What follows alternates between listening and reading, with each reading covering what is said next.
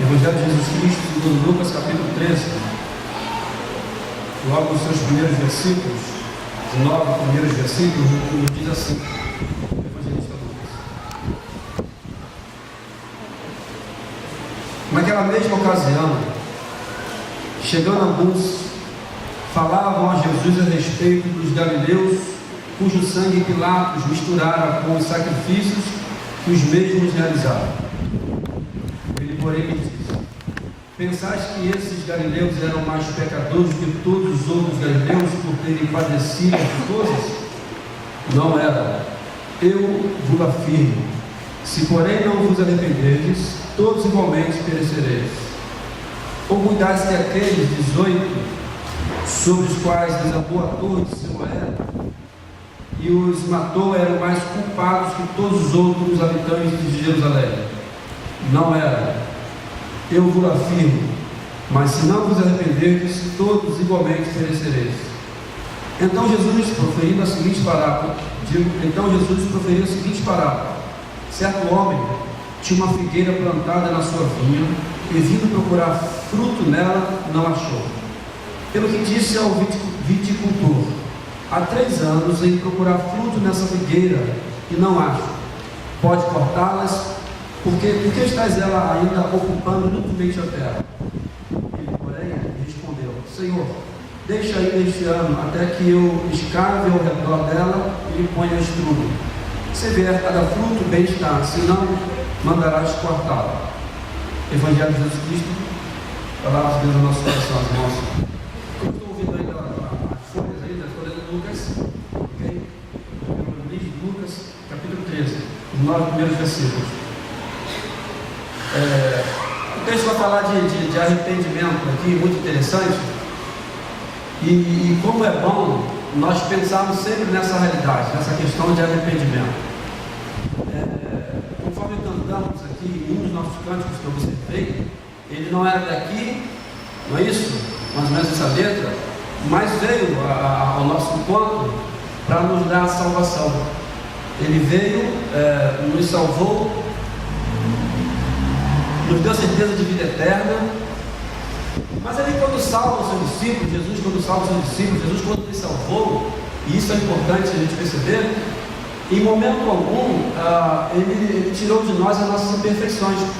Por isso a gente vai verificando, quando lê os evangelhos, nós vamos verificar que sempre Jesus Cristo ele está orientando os seus discípulos acerca da maneira correta a viver a vida cristã.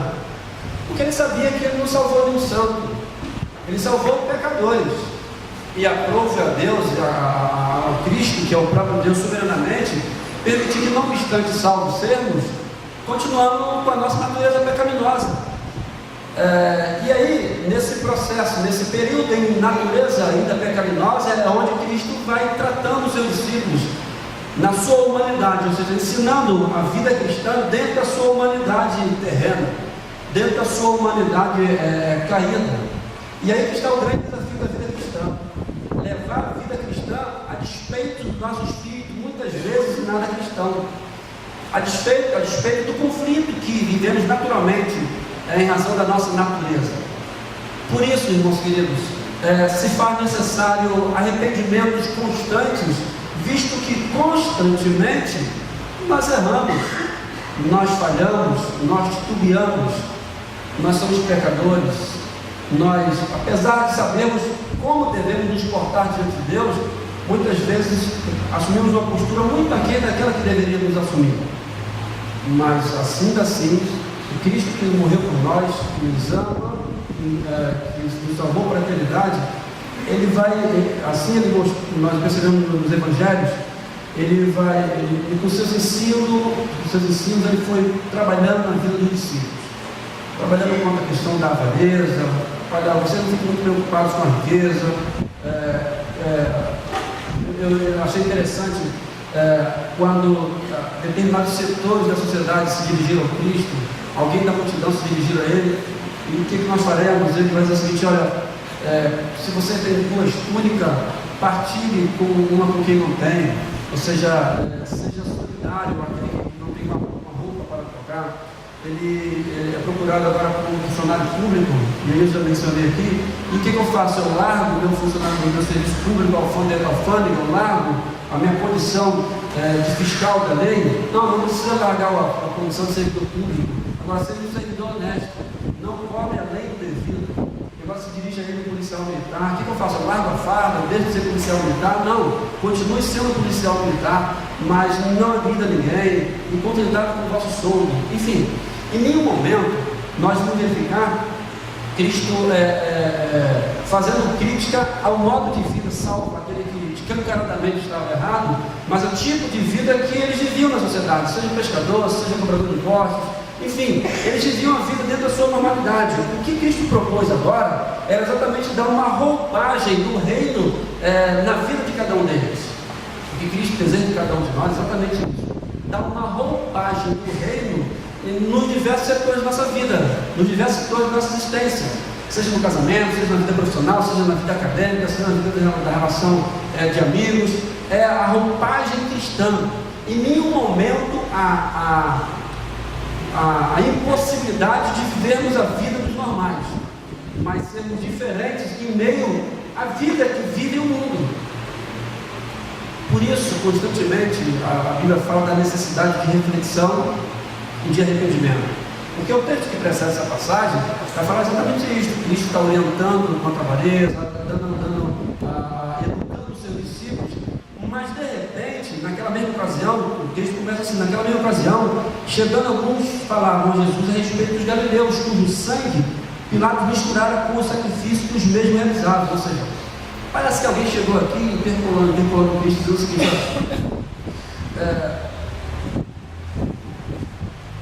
existem pessoas que estão numa situação muito pior que a nossa.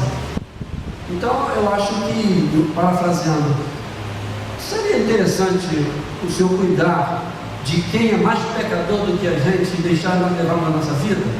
E aí Cristo começa o texto exatamente dando essa orientação, razão da parábola que nós refletiremos aqui nos próximos minutos. A primeira coisa que a gente vai aprender com essa passagem aqui, irmãos queridos, e aí ele é autoexplicativo. Primeiro, esse texto nos ensina quanto ao grave erro que temos de nos justificar com o erro do outro. Ok? Isso é humano, não é isso que nós concedemos? Ele usa, aqueles que abordaram Cristo usam duas situações. Primeiro, acerca daqueles galileus cujo sangue Pilatos misturou com o sacrifício. Ou seja, para eles, esses que morreram por ocasião do sacrifício de Pilatos eram muito pecadores, e aí eles estavam se justificando. Depois eles utilizam aqueles cuja torre de Siloé matou o mundo, 18. E Cristo diz o seguinte: não é bem assim. Vocês não são menos santos do que eles, e eles não são mais pecadores do que vocês. Portanto, se vocês de igual forma não se arrependerem, vocês vão perecer tal qual eles pereceram, assim como eles pereceram. Ou seja, a primeira lição que a gente observa aqui, meus queridos, é exatamente essa. Quanto à nossa pretensão de justificar os nossos erros, apontando o erro supostamente maior que o outro, né? Aí eu acho interessante o sentido, como diz o reverendo Mauro, bem negativo da fala, né? A oração do fariseu. É a oração do X9, né? Graças te dou a Deus, porque não sou como esse publicano. O fariseu vai fazer a oração dele. Olha a falsa piedade. Dizimo, sou fiel. Enfim, ele vai fazer um autoelogio. Não sou como esse publicano.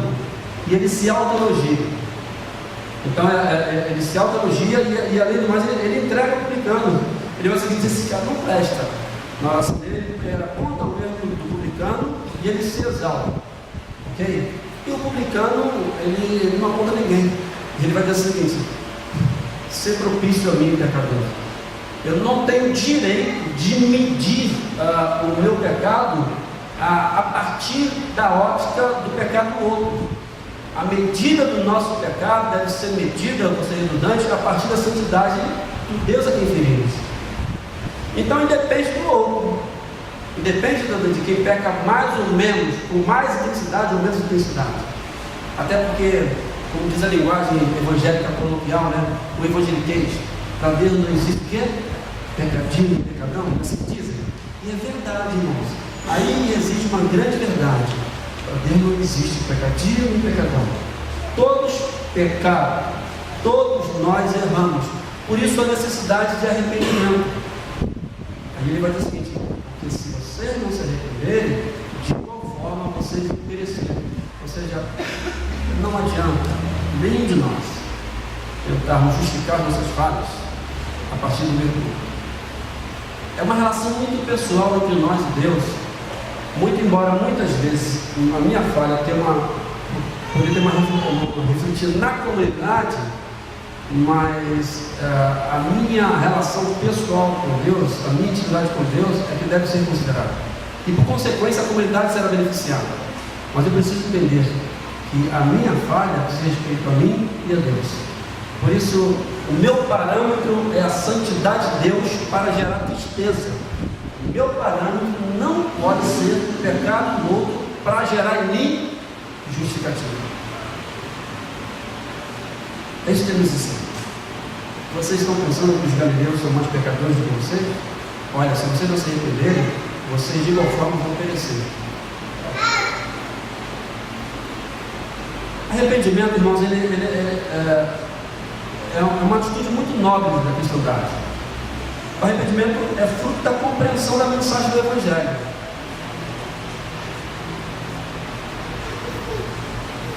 Só entende arrependimento quem compreende o Evangelho.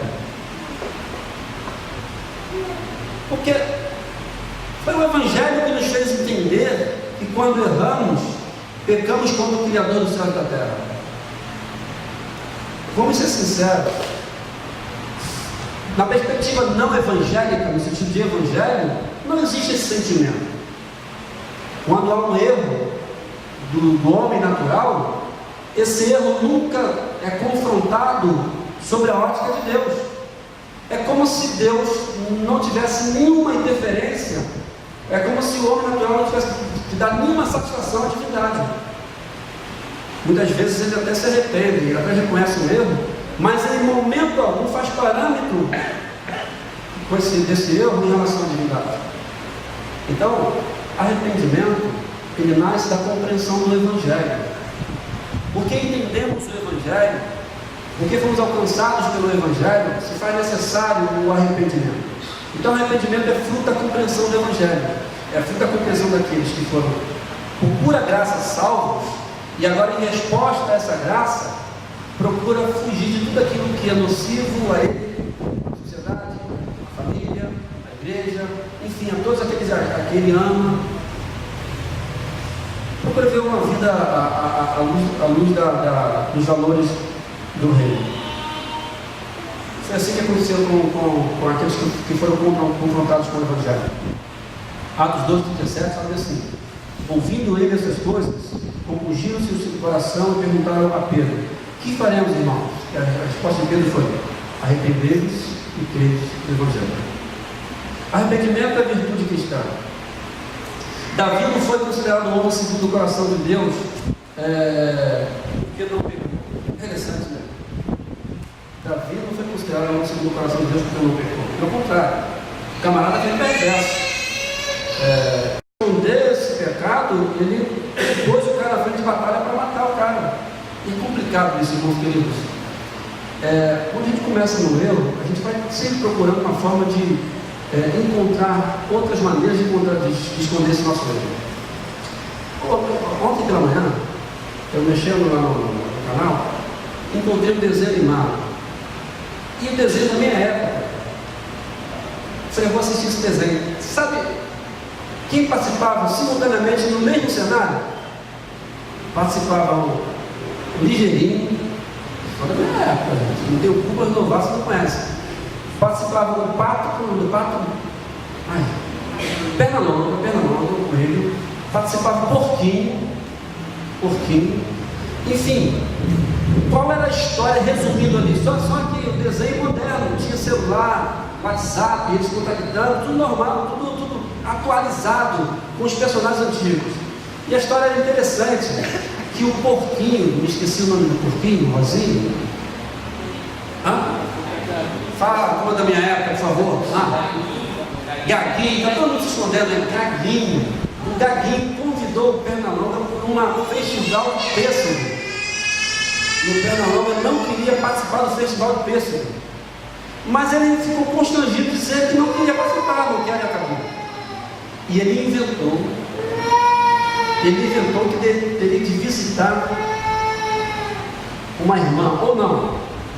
Inventou que teria que encontrar com uma namorada. A namorada se viajaria. Só que foi descobrindo que a namorada, não estou sabendo que vou viajar. E ele, não vou viajar não. Inventou que a mudança dela teria que ir para outro país.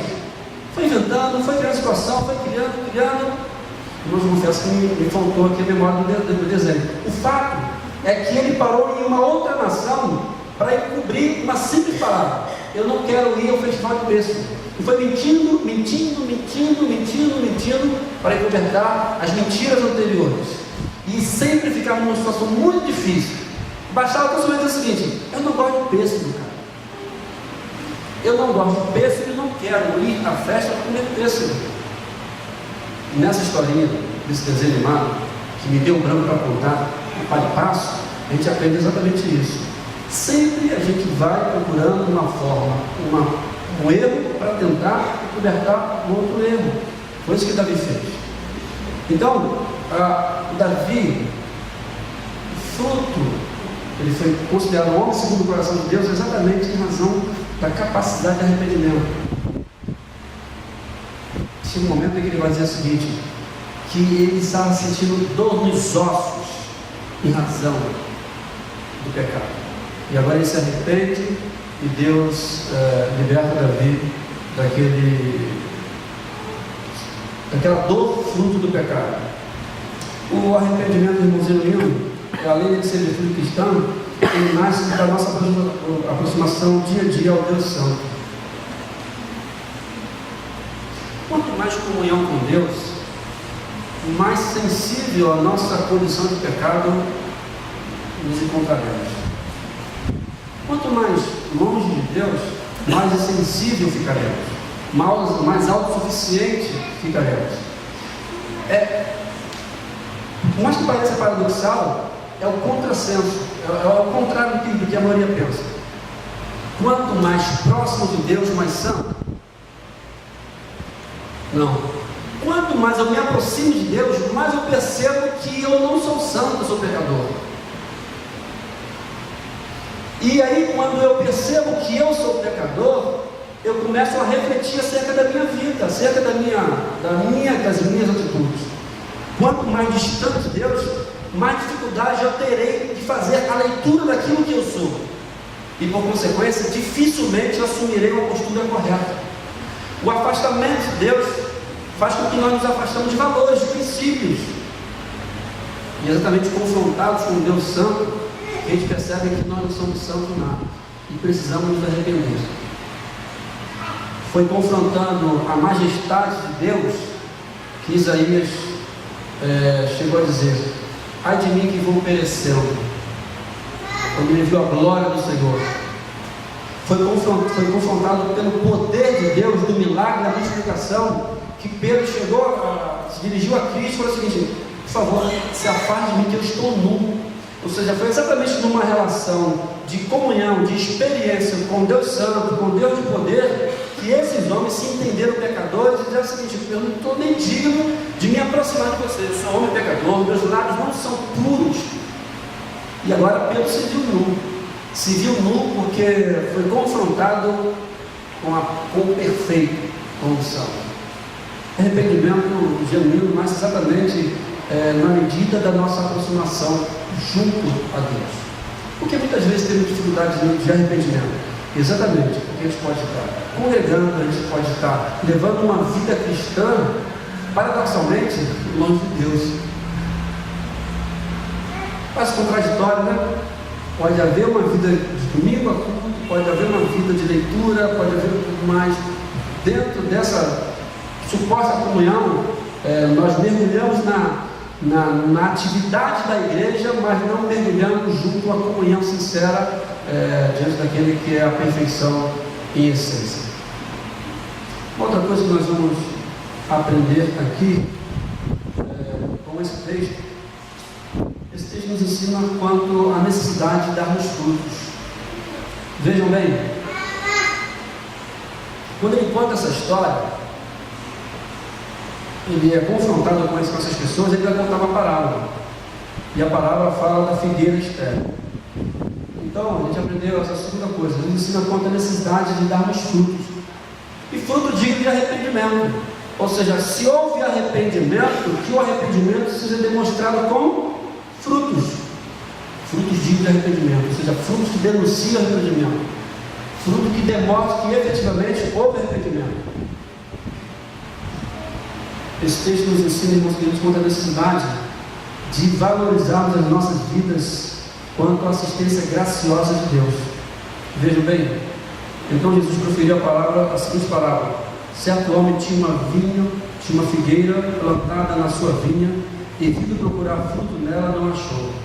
Pelo que disse ao viticultor: há 3 anos venho procurar fruto nessa figueira e não acho. Pode cortá-la, porque estás ela ali ocupando inutilmente a terra. Ou seja, o que esse texto nos ensina? Como nós devemos valorizar a assistência de Deus na nossa vida. Olha, eu vou cortar esse fruto, porque ele está plantado na vinha, e o solo é fértil, ele não pode reclamar, não é rochoso, não foi jogado nos espinhos, não foi jogado no caminho, o solo é fértil, não tem justificativa.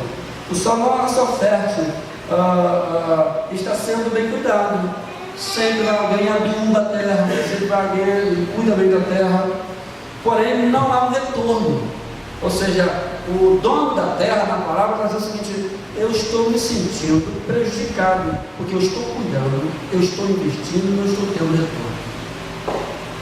Com isso, a gente está dizendo exatamente isso. Quanto à necessidade de nós darmos um retorno, fruto do investimento que Deus fez em Jesus Cristo em cada um de nós. Portanto, a vida cristã que levamos, ela não é a condição para sermos dele, ela é a resposta ao fato de termos sido amados por ele, protegidos e guardados por ele. É como essa videira que diariamente é adubada, que diariamente é cuidada e não tem retorno. Jesus faz essa crítica, olha só, não dá para ter uma relação cristã, não dá para estabelecer uma relação de comunhão em que há uma assistência diária de Deus com saúde, com vida, com a oportunidade da existência, sem que haja nenhum retorno. Não que Deus necessite o colo de cada um de nós, não, mas que a comunidade deva responder com pura gratidão. Com pura gratidão. Portanto, na medida da nossa caminhada, nós precisamos refletir: o que eu tenho feito para retribuir a bondade de Deus para comigo, com a minha família, para com todos os setores da minha existência? O salmista faz essa pergunta, vocês lembram? Que darei ao Senhor por todos os benefícios que Ele me tem feito?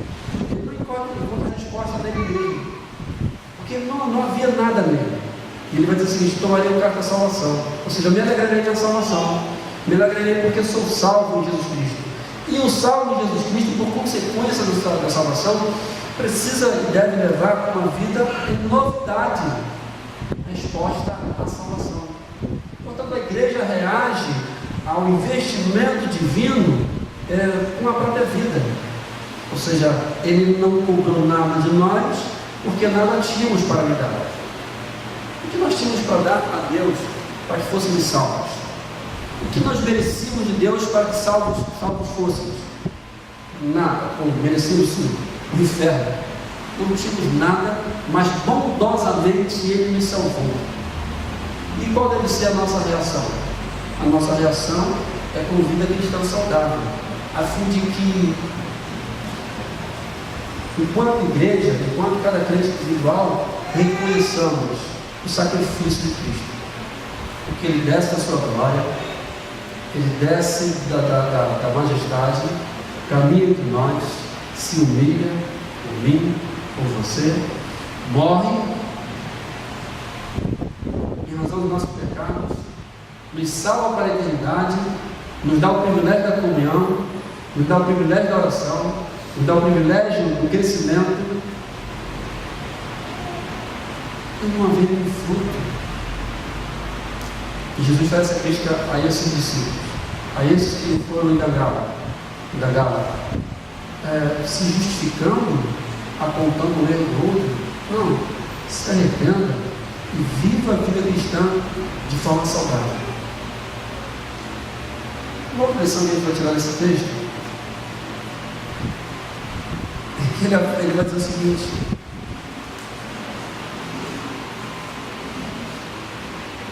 existe um momento em que a ceia vai ter que acontecer.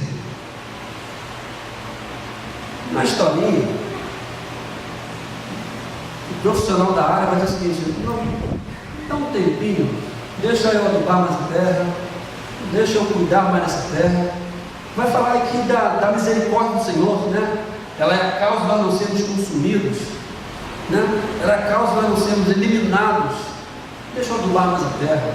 E Deus constantemente está permitindo que essa terra seja adubada. A minha terra constantemente é adubada, irmãos. Só a graça de Deus. Mas existe um momento em que Ele vai dizer o seguinte: tudo bem, adube a terra. Se der fruto, beleza. Mas se não der fruto, manda cortar. Manda cortar, porque não há reação à vontade de Deus. Ou seja, irmãos queridos, ninguém está falando aqui de perda de salvação. Estamos falando o seguinte: manda cortar, vai sofrer as consequências dos erros, vai sofrer as consequências das falhas. Assim Cristo aborda esse grupo de discípulos, assim Cristo fala a cada um de nós quanto à necessidade de uma reflexão diária, de uma olhada a cada um de nós e percebemos: eu tenho falhado contra o meu Deus. O que eu vou ganhar? O que vai acrescentar a mim saber que o meu irmão ou está numa situação muito pior do ponto de vista da relação para com Deus do que eu estou? Que retorno terá isso para a minha pessoa? Eu vou mesmo pergunto e eu mesmo respondo: nenhum. Porque cada um dará conta de Deus dos seus atos. A minha conta eu dou a Deus, eu não dou a ele, ao meu irmão, que supostamente está numa situação pior do que a minha. Foi Cristo quem morreu por mim. Eu devo fidelidade e compromisso a ele, não é o meu irmão. Então o parâmetro de vida reta, de santidade, não é do meu irmão, é de Deus, é de Deus. Por isso ele fala: seja santo, porque eu sou santo. É claro, irmãos queridos, que Deus sabe perfeitamente que nunca seremos santos para a obrigação, mas Ele nos conduz a um nível elevado. Ou seja, a meta é a santidade divina, ainda que esta meta não seja alcançada aqui nessa nossa condição atual, mas é o nosso alvo. O nosso alvo é a santidade divina, o nosso alvo é a perfeição divina. Nosso parâmetro não pode ser aquele limitado tal qual nós somos, porque certamente nós vamos justificar em cima de alguém que supostamente entendemos estar numa situação pior do que a gente. Só que isto já aponta para o fato de que eu, ao proceder assim, estou numa situação muito pior do que a dele, à medida que não reconheço a minha falha. Pelo contrário, tento justificá-la a partir da falha do outro. E o outro vai dizer o seguinte: ser propício a mim, pecador. Deus vai receber esse outro e vai perdoá-lo. Ao passo que eu ou você, que assumimos essa postura de apontar o erro do outro, vamos continuar afastados daquele, no sentido de comunhão, daquele que é a santidade de pessoa. Jesus trata assim os seus discípulos. Entre várias coisas, entre várias maneiras que Jesus vai tratar os seus discípulos, um dos pontos é exatamente este: não tome como parâmetro divida o erro do outro irmão. Isso não é com o nosso irmão, mas é com o nosso Deus. Palavra do Senhor, irmãos queridos. Mais do que nunca, precisamos olhar para a nossa vida, apesar de sermos pecadores, apesar de sabermos dos nossos erros. Existem duas razões pelas quais nós precisamos conhecer a nossa natureza. E aí eu finalizo a minha fala. Conhecendo a minha natureza, eu me vigio. Conhecendo a minha natureza, eu me vigio. Se eu conheço a minha fragilidade, eu não vou me desafiar. Se eu sei que eu sou fraco em determinada área, em determinado setor, eu conheço a minha natureza, então eu me vigio. Eu procuro me dominar. Essa é a primeira razão pela qual nós devemos conhecer a nossa natureza. Ou seja, quando eu conheço a minha natureza, eu me cuido. Eu digo, eu não posso avançar mais porque eu sei que eu sou frágil nessa área. Mas a segunda razão, quando eu conheço a minha natureza, eu também não vou desesperadamente viver uma vida cristã miserável. Ou seja, no primeiro momento eu me cuido para não pecar. No segundo momento eu preciso entender o coração pastoral que me perdoa, o coração divino, né? Não foi essa fala? Filhinhos, não pequeis. Ou seja, se cuida, você se conhece, você sabe quanto você é pecador. Porém, se você ainda assim não conseguir se cuidar, arrependa-se. Mas que esse arrependimento venha dar frutos, ou seja, o fruto é a não morte, o fruto é a não prostração ad eterno. Ou seja, por que não prostração ad eterno? Porque você é pecador, você não é santo, você não é perfeito. Então não se sinta menos cristão porque pecou. Arrependa-se, retomemos a caminhada, porque Ele nos salvou, sendo nós ainda pecadores. Finalizo com esse versículo lindo. Vamos lá todos? Romanos 5:8. Mas Deus prova pelo fato de ter Cristo morrido por nós, sendo nós ainda. Ele morreu por mim, Ele morreu por você, sendo nós ainda pecadores. Por isso, Ele não requer nada além do que uma vida santa a nível de cada um de nós, reconhecendo as nossas limitações. Mas o parâmetro é Ele. O parâmetro de santidade é o nosso próprio Deus. Que Ele nos guarde e nos abençoe. Amém.